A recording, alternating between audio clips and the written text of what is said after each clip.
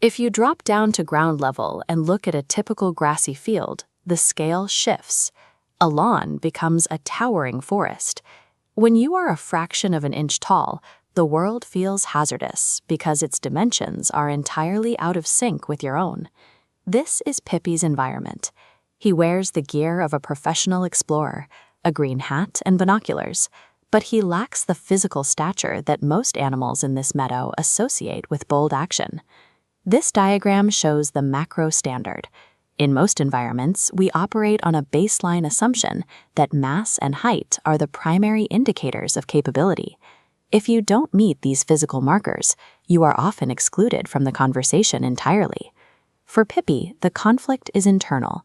It is difficult to pursue a goal when the established rules of the world suggest you are disqualified from the start. When Pipi announces his plan to reach the great oak tree, a squirrel and a rabbit dismiss him immediately. They see his short legs as a disqualifying trait, telling him to stay behind where it's safe. Constant dismissal creates a risk that Pipi might start to believe them.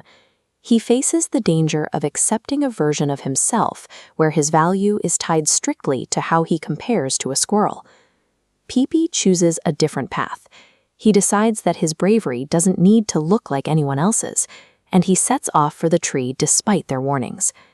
Exploration begins when you stop trying to emulate the strengths of others and start testing your own specific variables. Pipi's first obstacle is a puddle from a leaky garden hose.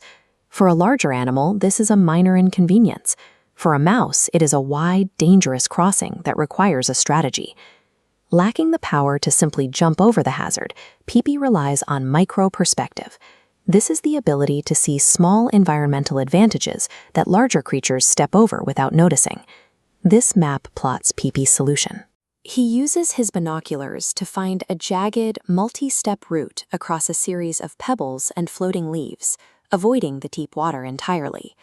He executes the crossing perfectly, hopping from one small island to the next until he reaches dry land.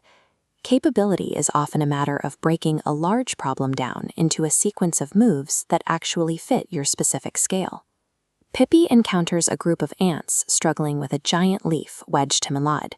Usually, a problem like this is solved with brute physical force. Pipi cannot push the leaf any better than the ants can. He doesn't have the muscle mass to overpower the mud. Instead, he uses his hat as a tool. He scoops up fine sand and spreads it under the leaf, changing the texture of the ground to reduce the friction. With the ground prepared, Pipi coordinates the ants. He provides a rhythmic chant so they all push at the exact same moment, and the leaf slides free. The ants praise Pipi for his wisdom and coordination. His contribution is measured by the clarity of his instructions rather than the strength of his arms.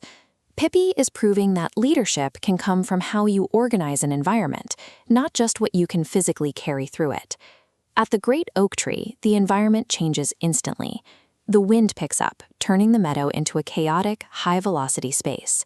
A gust of wind catches a dandelion, sweeping up a little ant who is clinging to one of the seeds. He is trapped midair, spinning out of reach. The squirrel and the rabbit can only watch. They are physically incapable of reaching him. This diagram illustrates why. The weight that makes the larger animals strong also makes them too heavy for this specific task.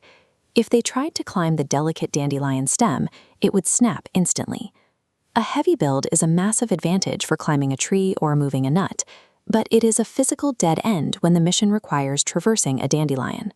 Pipi realizes that the very lightness the others mocked is the only physical property that allows for a rescue. He climbs a surviving dandelion and leaps into the air, using a floating seed like a parachute to stay aloft. Mid-air, Pipi uses his binocular strap like a lasso. He catches the ant and uses the buoyancy of the dandelion seed to float them both safely back to the ground. When the wind stops, the larger animals apologize. They realize that Pipi's specific build was the only reason the rescue was possible. Pipi accepts the apology, no longer needing their approval to feel capable. He stands on the tree root knowing exactly what he contributes. Pipi's adventure suggests that capability isn't found by trying to rewrite your own measurements. It comes from looking at your specific constraints and figuring out exactly what they allow you to do that no one else can.